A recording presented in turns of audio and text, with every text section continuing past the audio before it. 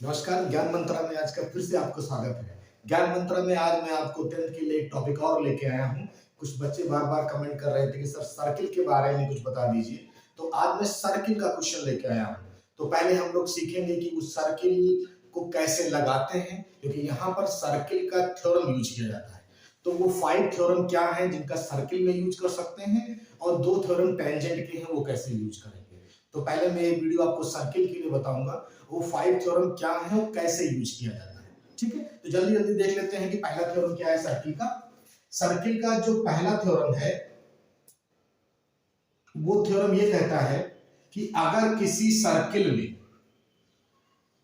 General चीजें मैंने आपको सर्किल की इसलिए बताया कि जनरल चीजें आप 9th में पढ़ चुके हैं। 9th में क्या है, सेंटर है, रेडियस है और सम ऑफ कहेंगे कि लोकस पॉइंट जो होता है वो सर्किल कहलाता है।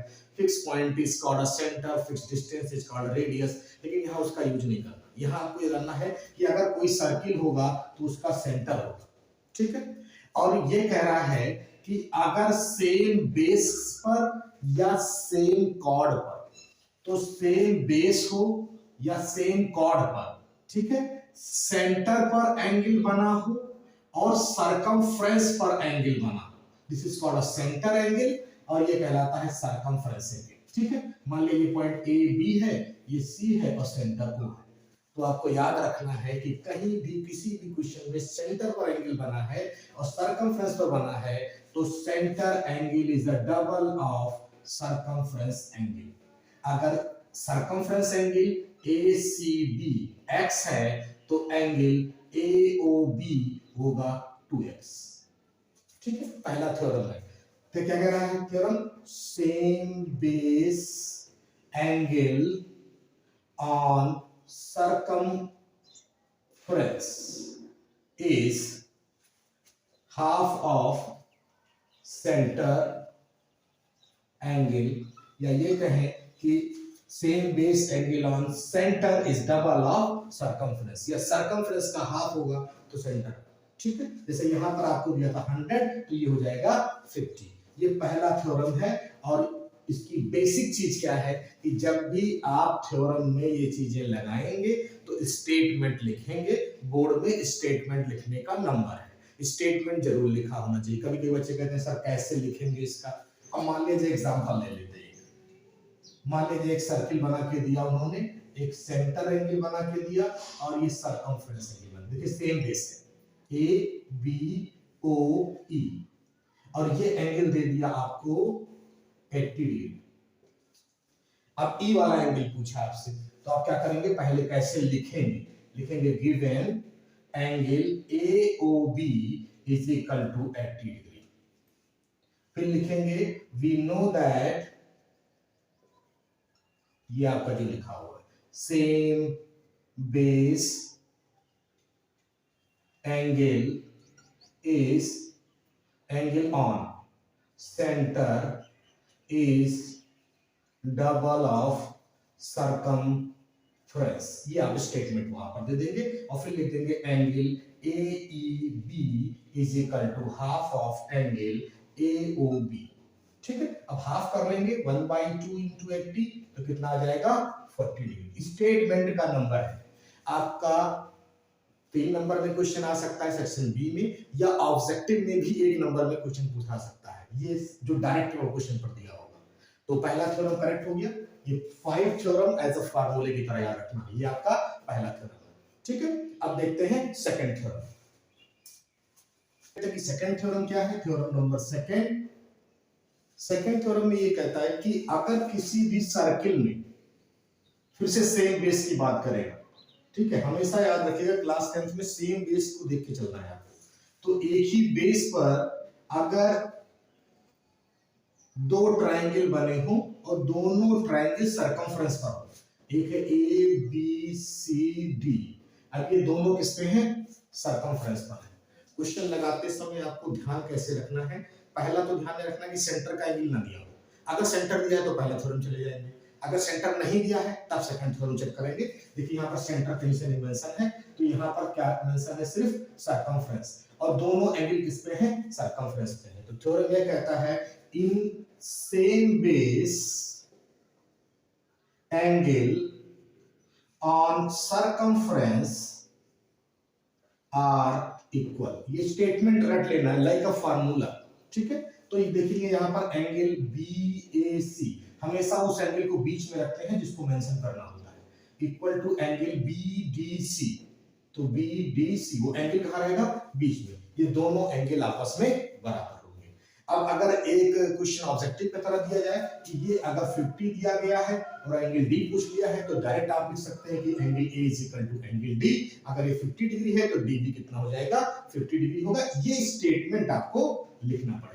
ये आपका कौन सा थ्योरम है, सेकंड वाला थ्योरम है, याद रखिएगा, एग्जांपल के तरीके से आपको बताया है। तो थर्ड वाला देखते हैं कि थर्ड थ्योरम कैसे करेंगे आप लोग। देखते हैं थ्योरम नंबर थर्ड क्या है। थर्ड वाले क्वेश्चन में दो तरीके से पूछा जाता है, कभी कभी पूछ लेते हैं semi circle angle. Semi circle मतलब हाफ सर्किल, ठीक है। तो इसका मतलब इसमें सेंटर मेंशन होगा, तो यहाँ सेंटर मेंशन होगा लेकिन स्ट्रेट लाइन होगी। तो ये कह रहा है कि अगर डायमीटर पर कोई एंगल बन जाए, ट्रायंगल, डायमीटर पर कोई ट्रायंगल बन जाए या सेमी सर्किल पर कोई ट्रायंगल बन जाए, चाहे वो ऊपर होगा चाहे वो नीचे होगा, वो हमेशा कितना डिग्री का होगा, 90 डिग्री का होगा। क्या लिखेंगे, सेमी सर्किल एंगल, या हम लिख सकते हैं डायमीटर एंगल ऑन सरकमफ्रेंस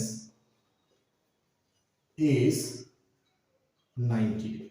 ये हमेशा याद रखना है। कभी कभी स्टेटमेंट में इस तरह का ट्रायंगल पूछते हैं कि उसमें डायमीटर का एंगल दिया होता है और वो कितना डिग्री होता है, डायरेक्टली 90 डिग्री लिख देना है। वो थोड़ा सा ट्रिकी करने के लिए, मान लीजिए यहाँ पर दिया और फिर एक डायरेक्ट पूछ लिया तो वो भी 90 डिग्री हो जाएगा, ठीक है। इस टाइप का क्वेश्चन पूछ सकते हैं, ऑब्जेक्टिव में जरूर आ सकता है।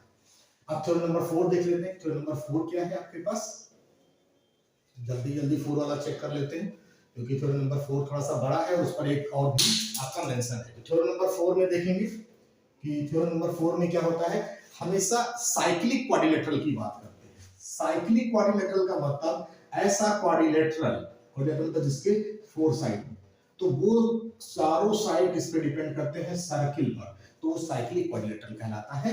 और साइक्लिक क्वाड्रिलेटरल की प्रॉपर्टी ये होती है कि अपोजिट एंगल का जो सम है 180 डिग्री होता है। Angle A plus angle C करेंगे तो 180 डिग्री हो जाएगा, और angle B plus angle D करेंगे तो फिर कितना डिग्री हो जाएगा, 180 डिग्री हो जाएगा। तो अपोजिट एंगल का सम कितना डिग्री होगा, 180 डिग्री, ठीक है।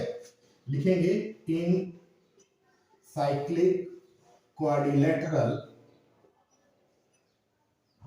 Opposite angle sum is 180 degree. ये हमेशा स्टेटमेंट जरूर देना है, ठीक है। अब इसका जो 5 वाला थ्योरम है, 5वां थ्योरम, वो इसी में इंक्लूड है।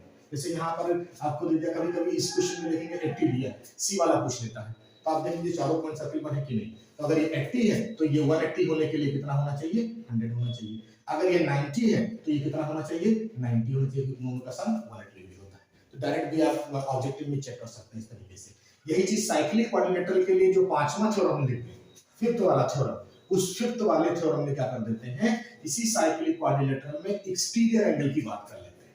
एक्सटीरियर एंगल जो है, बाहर का एंगल, इस साइक्लिक क्वाड्रिलेटरल का एक्सटीरियर एंगल, ये जो एंगल होता है वो अपोजिट इंटीरियर एंगल के बराबर होता है। कैसे, जैसे मान लीजिए ये 80 था, तो इससे पहले वाले थ्योरम में जाएंगे, अगर ये 80 है तो कितना हो जाएगा, 100, क्योंकि अपोजिट एंगल का सम 180 डिग्री होता है। अब बाहर वाला एंगल निकालें तो कितना हो जाएगा, पूरा 180 होता है, 80 निकल गया तो कितना हो गया, 100। दोनों बराबर हो गए। तो ये भी एक थ्योरम कहा जाता है कि exterior angle of a cyclic quadrilateral is opposite interior angle. ये पांचों थ्योरम समझ लीजिए। पांचों थ्योरम किसी क्वेश्चन में आपको बारी बारी से लगाना है। जैसे कोई क्वेश्चन दिया, उसमें देख लीजिए सेंटर बना है तो पहला थ्योरम लगेगा, अगर दो सरकमफ्रेंस पर बने हैं तो दूसरा थ्योरम लगेगा, अगर सर्किल में डायमीटर दिया है तो आप समझ जाइए कि थर्ड वाला थ्योरम लगेगा, अगर सर्किल में 4 पॉइंट्स दिए हुए हैं सर्किल पर तो समझ लीजिएगा साइक्लिक क्वाड्रिलेटरल लगेगा, और एक साइड को बढ़ाया है तो ये पांचों थ्योरम लगेगा। ये पांचों थ्योरम का यूज करके क्वेश्चन आप आसानी से लगा सकते हैं, ठीक है। अभी इसके बाद वाले वीडियो में मैं आपको सर्किल के वो 5 क्वेश्चन बताऊंगा जो एग्जामिनेशन में आ सकते हैं, ठीक है। और टेंजेंट के वो 2 थ्योरम भी जरूर बताऊंगा कि जो ज्यादा इंक्लूड, क्योंकि 4 मार्क्स के क्वेश्चन में टेंजेंट वाला क्वेश्चन जरूर इंक्लूड रहता है। तो टेंजेंट का वीडियो और प्लस वो 5 क्वेश्चन मैं आपको इसके बाद वाले वीडियो में दूंगा। पहले वीडियो में अच्छे तरीके से देख लीजिए, थैंक यू फॉर वॉचिंग ज्ञान मंत्रा। देखते रहिए, लाइक करिए, सब्सक्राइब करिए।